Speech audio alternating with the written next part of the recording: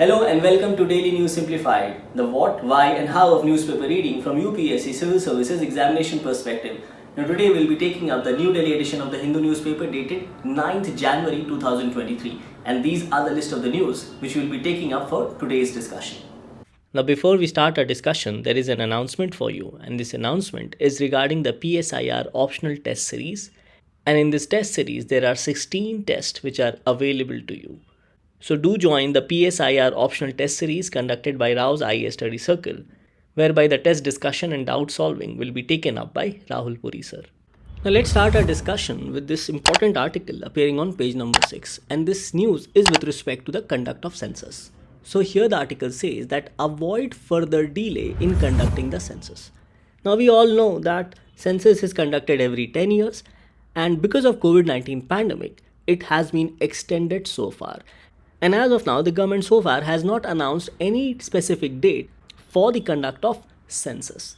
Now, conduct of census is very important as it provides a range of information, not only with respect to the population of the country and also different states and their districts, but the data which is collected also reflects the demographic and various socioeconomic parameters like education, distribution of communities such as scheduled caste and scheduled tribe, various religion practiced by different people in this country, languages spoken by the country, about marriage status, about fertility, about disability, about occupation, and also migration of different individuals for specific reasons.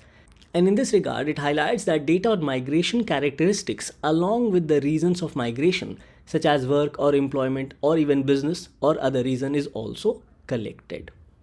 So census is a very important exercise conducted by the government as it reflects the change every 10 years with respect to the above parameters.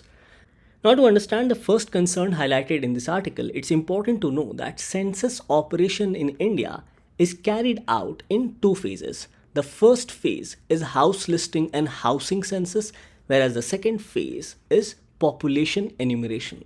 And here it highlights that the population enumeration follows the housing census within a gap of 6 to 8 months. So first house listing and housing census is conducted, then after 6 to 8 months gap, the population enumeration is conducted.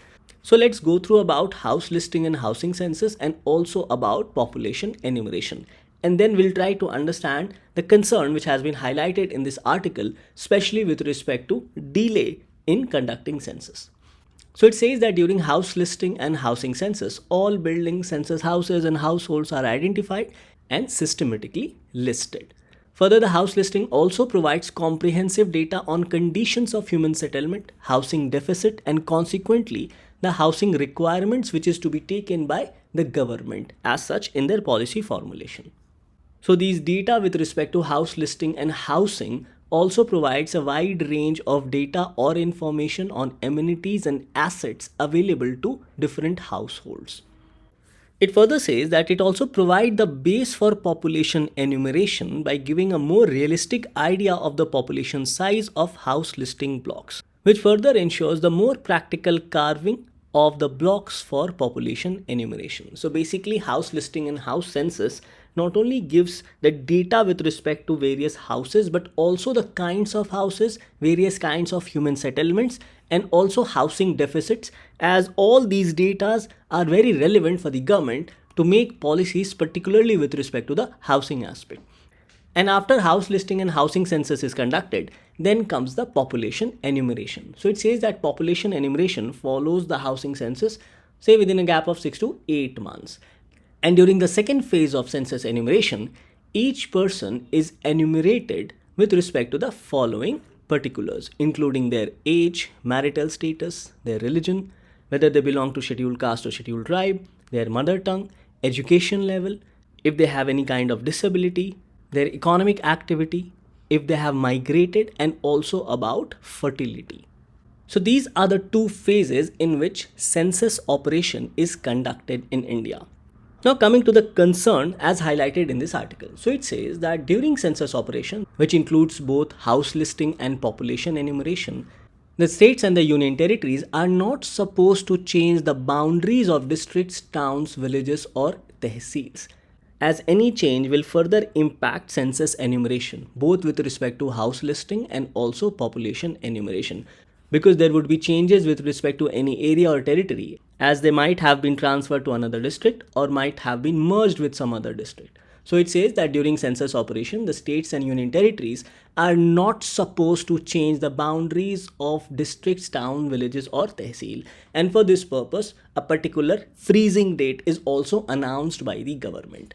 So it says that as per the Registrar General of India's letter, freezing of boundaries of administrative jurisdictions will take place on 30th June 2023. And according to the rules, the census exercise can begin only 3 months after freezing of administrative boundaries. So if the freezing date has been given on 30th of June, then the census exercise will begin only after 3 months. That is after July, August and September. And that's why it says that so the census exercise may not commence till at least September 2023, since the government has extended the date for states and UTs to finalize their administrative boundaries by June.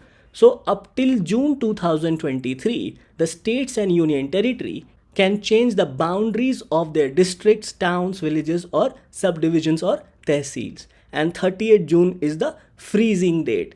And according to the rules of the government, census exercise can take place or commence only after 3 months. So according to the rules, the census exercise in the present circumstances, after the freezing of boundaries has been declared as of June 30th, it can only begin in the month of October. So it is here where the article highlights that it is not clear whether the government is planning to synchronize the house listing operations to reduce the interval between the freezing of boundaries and actual census enumeration. Now we have already discussed that the population enumeration or population counting will follow the housing census within a gap of 6 to 8 months. So if the house listing exercise will begin in October 2023, then it is expected that the population enumeration may not begin earlier than May 2024.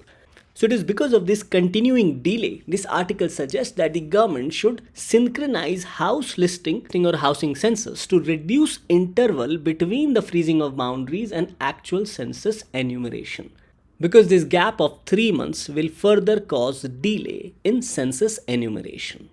So with respect to this delay in the conduct of census 2021, as it will not be completed prior 2024, so this article suggests that it impacts policy making of the government, as it will be difficult for the government to find out the exact target audience to implement various specific schemes, as the government is still taking the 2011 census.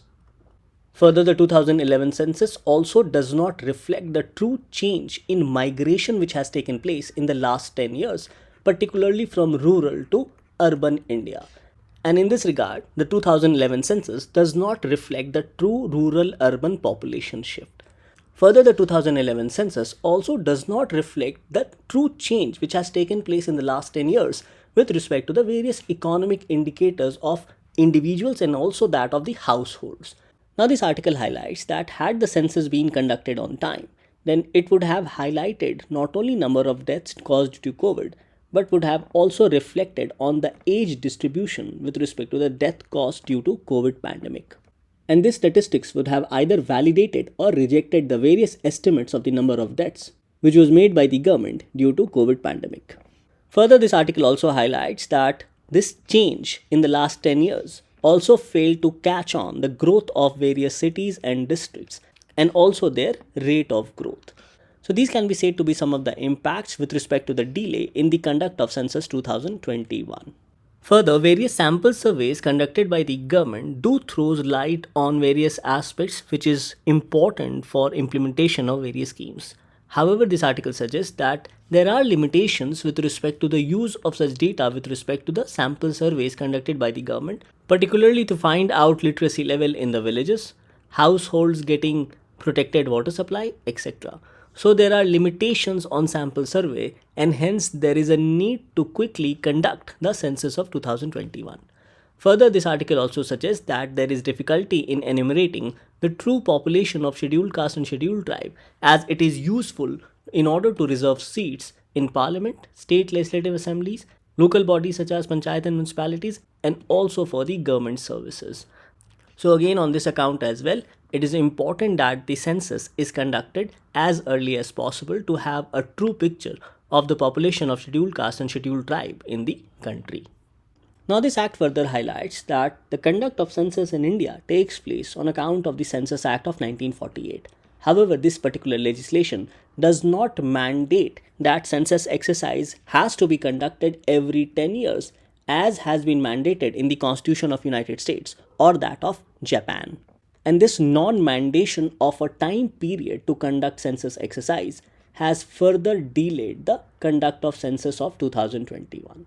So these are some of the important highlights of this article with respect to delay in conduct of census 2021. And this topic becomes important and gets covered under GS paper 1, particularly with respect to the salient features of Indian society and diversity of India, which is truly highlighted by the census exercise, and also under GS paper 2 with respect to the aspect of governance and also the conduct of census. Now let's take up the next news appearing in the text and context section, and this news is with respect to the election of the Speaker of House of Representatives of United States. So this news says that gaining the gavel, the role of US Speaker. Now this topic becomes important particularly from the perspective of comparative constitution, as in the last 4 to 5 years questions have been asked repeatedly every year on this very aspect of comparative constitution. Last year a question was asked about the process of electing the French president. And now, especially after the midterm polls of US Congress, the appointment of Speaker was due. So on this note, let's understand the constitutional provisions of the United States of America, as election of Speaker of House of Representatives of the United States has been provided under Section 2 of Article 1. Now there are few things to be understood with respect to the US election. So the US election for president takes place every 4 years. That is, the president of United States is elected every 4 years. So President Biden won the presidential election in the year 2020, and the next presidential election will take place in 2024. Now Section 1 of Article 1 of the US Constitution says that all legislative powers herein granted shall be vested in Congress of US, which shall consist of Senate and House of Representatives. Whereas Section 2 states that House of Representatives shall be composed of members chosen every second year. So when the presidential elections takes place, the election also takes place for the members of House of Representatives and the Senate. Whereas in the midterm polls, the presidential election does not take place, but the election for the members of House of Representatives and the Senate does take place. And that's why it states that House of Representatives shall be composed of members chosen every second year. So it is because of this, the midterm poll was conducted last year in 2022 November. Whereas in India, the general election takes place generally after every 5 years. And during the general election for Lok Sabha, Election Commission of India conduct election for 543 seats. And the political party winning the majority forms the government, which is headed by its Prime Minister. So once a candidate is elected as member of Lok Sabha, then he generally continues for a period of 5 years and can be further re-elected only in the next general election. Now if we compare our setup with that of United States of America, then we see that in US there is a midterm election which takes place every 2 years. So members of House of Representatives and Senate is chosen every 2 years, whereas the election for president takes place every 4 years. So last year in 2022 November-December, the midterm polls was conducted in United States of America. And as a result of the midterm polls conducted last year in November, the Republicans won 222 seats in the House of Representatives, whereas the Democrats, which is currently running the government, was able to win only 212 seats. And Section 2 of Article 1 of United States Constitution states that the House of Representatives shall choose their Speaker and other officers and shall have the sole power of impeachment. So after every midterm polls, the House of Representatives has to elect their Speaker. And since the Republicans had majority in the House of Representatives of the US Congress, Hence, it was understood that the Speaker would be as per the choice of the Republicans. Now, the problem here was that among 222 Republicans, almost approx 20 members from the Republican Party were not in favor of McCarthy to become the Speaker, as they thought that McCarthy would not pursue the ideals of Republican Party as a Speaker of House of Representatives. Now, according to their constitutional practice, the problem is that the US House of Representatives cannot swear until they elected their Speaker. And since some of the members of Republican Party did not favor McCarthy, hence the voting process to elect Speaker was done repetitively. And despite successive voting to elect Speaker, the House was not able to elect their Speaker because this sizable faction did not want McCarthy to become their Speaker.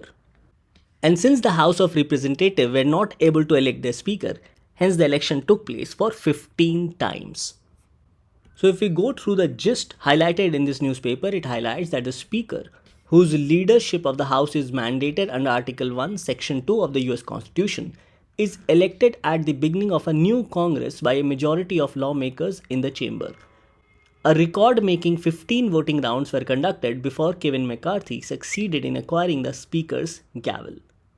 Now, Section 1 of Article 1 of the US Constitution highlights that all legislative powers herein granted shall be vested in a Congress of the US, which shall consist of a Senate and House of Representatives. Section 2 states that House of Representatives shall be composed of members chosen every second year. That's why midterm elections are held every second year. Hence, a midterm election was held in the year 2022 in November last year. Section 2 further states that no person shall be a representative who shall not have attained the age of 25 years and been 7 years a citizen of United States, and who shall not, when elected, be an inhabitant of that state in which he shall be chosen. It further says that the House of Representatives shall choose their Speaker and other officers and shall have the sole power of impeachment.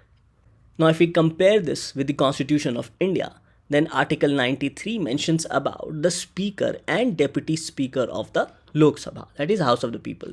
So it highlights that House of the People shall, as soon as may be, choose 2 members of the House to be respectively Speaker and Deputy Speaker. So the Speaker and Deputy Speaker have to be the members of the House, that is, they must be member of Lok Sabha. It further highlights that if the office of Speaker or Deputy Speaker becomes vacant, the House shall choose another member to be Speaker or Deputy Speaker, as the case may be. It further mentions about vacation and resignation of removal from the offices of Speaker and Deputy Speaker. So any member holding office as Speaker or Deputy Speaker of the House of the People shall vacate his office if he or she ceases to be a member of House of the People. So if they ceases to be a member of Lok Sabha, then they must vacate the office of Speaker or Deputy Speaker. Now, with respect to resignation of both Speaker and Deputy Speaker, the Constitution highlights that Speaker or Deputy Speaker may by writing under his hand addressed, if he is a Speaker, to the Deputy Speaker, and if he is a Deputy Speaker, to the Speaker, their resignation, and may be removed from their office by a resolution of the House of the People passed by a majority of all the then members of the House. So these are some of the important constitutional provisions with respect to Speaker and Deputy Speaker according to the Constitution of India. Now this article also highlights about the political impact on McCarthy being elected as Speaker of House of Representatives. Now McCarthy is considered close to Donald Trump, and Donald Trump has expressed his inclination to run for presidential elections next year in 2024. So it says that McCarthy will subtly seek to promote the core value of Trumpism and rush to political aid of former president, as he announced his inclination to run for presidential election next year. So it's quite possible that the Biden administration may face difficulty in passing certain bills, especially in the House of Representatives. It further says that McCarthy may challenge last year's FBI search on Donald Trump's residence in Florida for classified documents. Further, the new speaker may also seek to investigate the oft-repeated false claim of the stolen 2020 election and ballot voting and decision-making behind COVID-19 related school closures and vaccine mandates.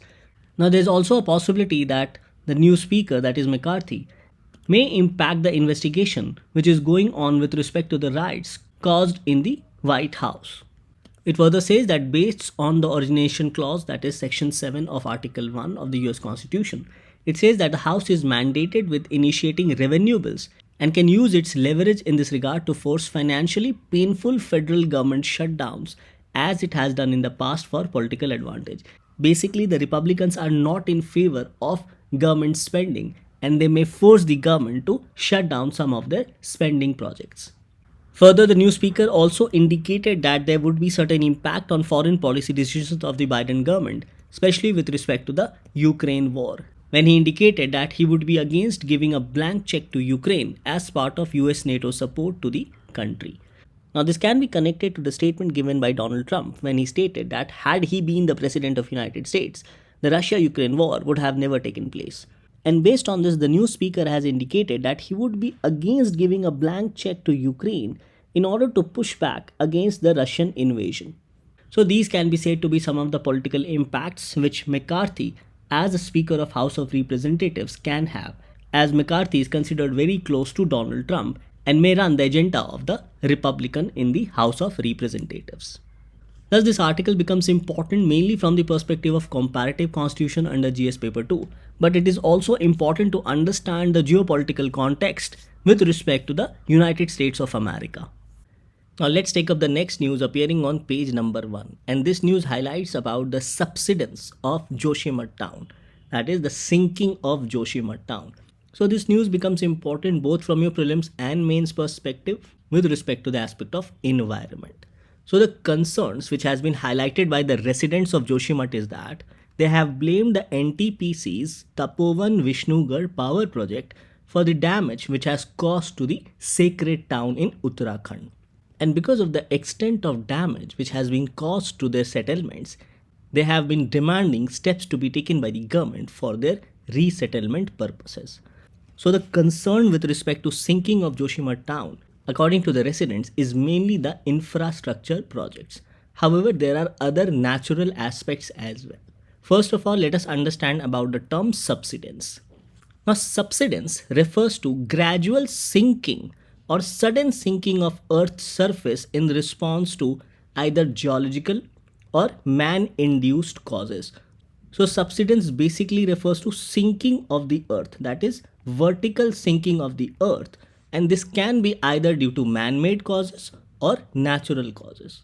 Now, another major reason for subsidence is because of the underground material which often becomes loose, and that underground material is not able to support the upper ground crust. So it highlights that subsidence is sinking of the ground because of underground material movement and is most often caused by anthropogenic activity, that is man-made activity, because of removal of excess water, oil, natural gas or mineral resources out of the ground by pumping, fracking or other mining related activities.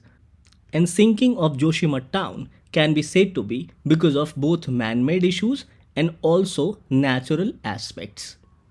Now if you look at the location of Joshimath, this is Joshimath and it is located in the higher Himalayas in the state of Uttarakhand. And this city has its cultural importance as the town of Joshimath, also nicknamed as Jyotrimath, is the winter seat of Lord Badri, whose idol is brought down from the sacred place of Badrinath temple to Vasudev temple in Joshimath. The holy town of Joshimath is revered by the Hindus for being important pilgrimage center of India. Now talking about the rivers, there are two rivers, namely Alaknanda and Dhauli Ganga. They meet at the confluence of Vishnu Prayag, overlooking the town of Joshimath. Now this is the Alaknanda river, whereas this river is the Dhauli Ganga river, and they meet at the confluence of Vishnu Prayag, and here is Joshimath.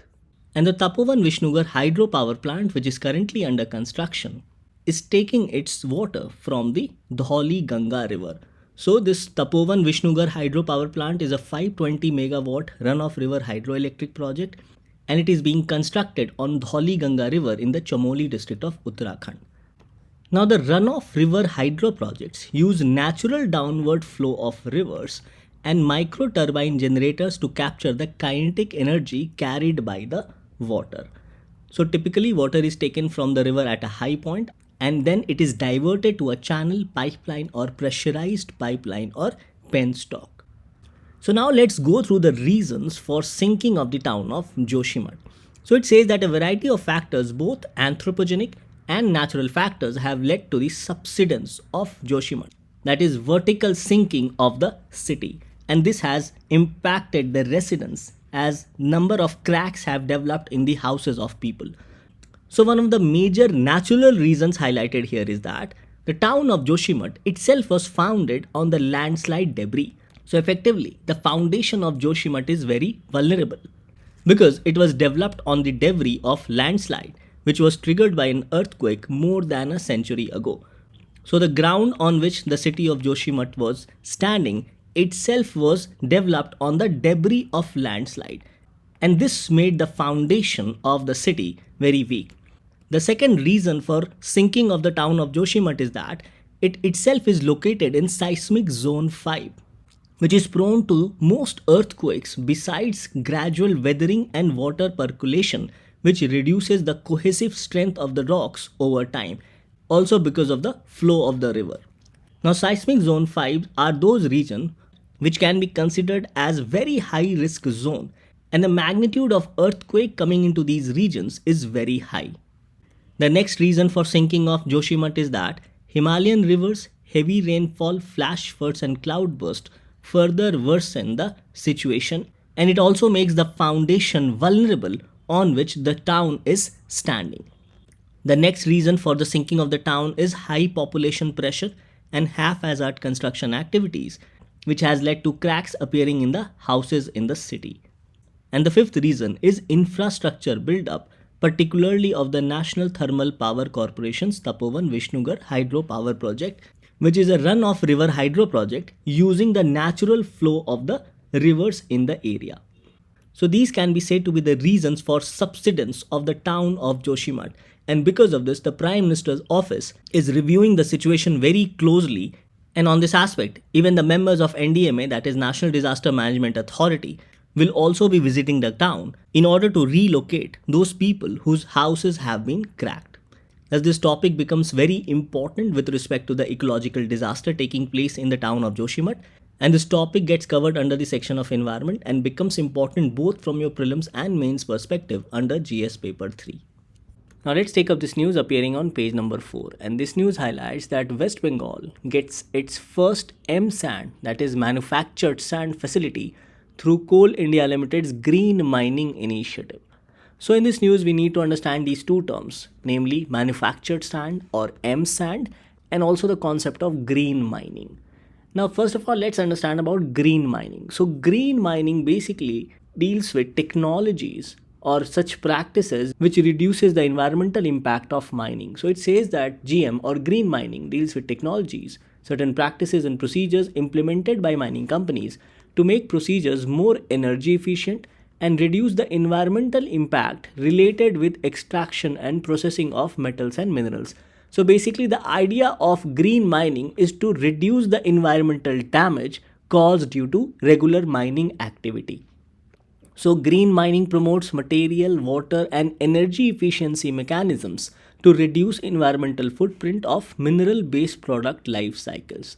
So again, the idea is to make the process more environment friendly and also to reduce the environmental footprint. So green mining allows the recovery of all useful minerals and minimizes mining wastage. So it also focuses on less wastage due to mining process. And the green mining aims to ensure availability of mineral resources for future generation, which requires long-term investment in mineral exploration, supported by geoscientific mapping, mineral systems research, and also development of exploration techniques. So it also calls into adopting new scientific techniques with respect to the aspect of mining. So it says that an important goal of green mining is to minimize adverse environmental and social impacts in all stages of operations and also to maximize local benefits for the people. So this is the understanding of green mining. So it is in this regard West Bengal gets its first manufactured sand facility through Coal India Limited's green mining initiative.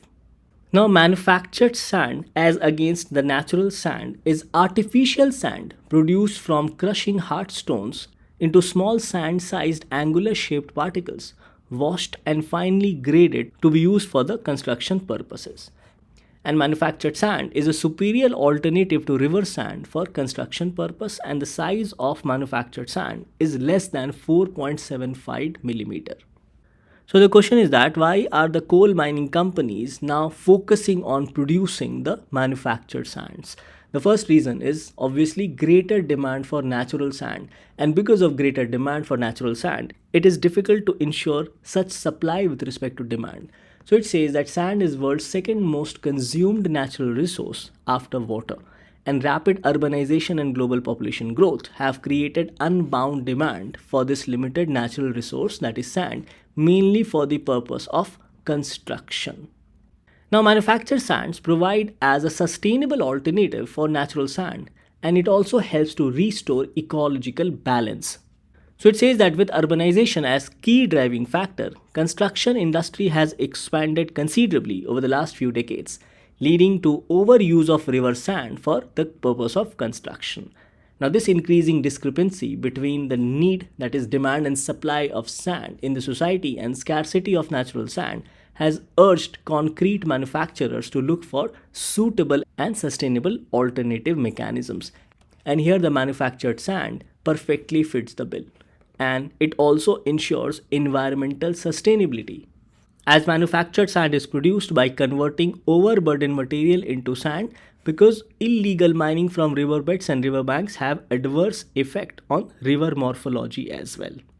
So these can be said to be the reason for greater manufacturing of manufactured sand or M sand. Now, coming to the advantages of M sand, it is of superior strength and higher compressive and flexural strength. It says that M sand particles are angular and have rougher surface texture. This allows for better bonding with the mortar in concrete, and it also improves the strength properties. So basically, it has superior strength as compared to the natural sand. The second advantage is that since it is manufactured, hence it is graded with precision and consistency, and it has higher finesse as compared to the natural sand and crushed dust. And this gives good workability for concrete and masonry purposes. So M sand has better workability, especially for construction purposes. Third and very important point is that it consumes less cement. So M sand is free of impurities such as clay, dust, silt, and also has denser particle packing than the natural sand particles.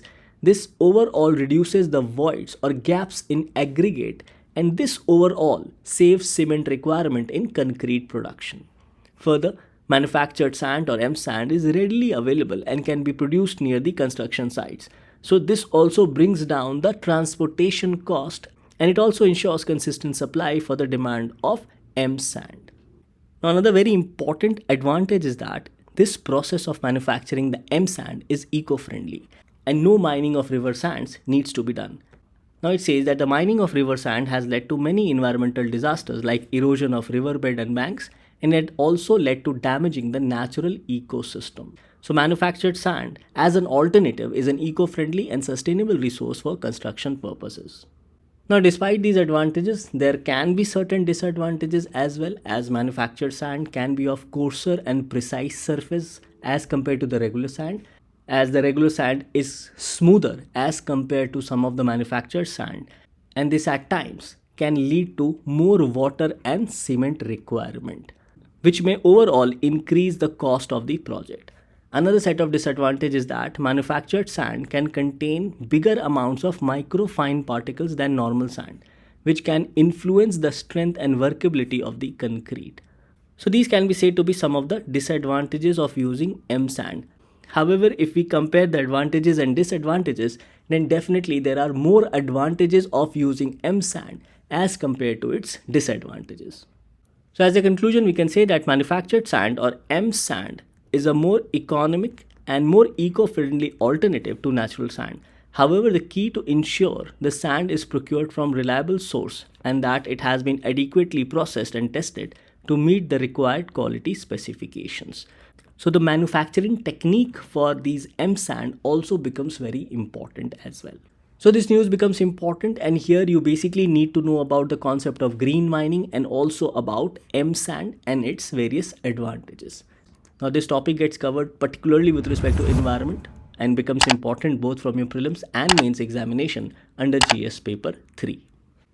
So with this we come to an end to today's discussion. Thank you for watching DNS. And if you like our effort, then do subscribe to our channel and also press the bell icon to never miss any video lessons from Raus IAS Study Circle. Thank you.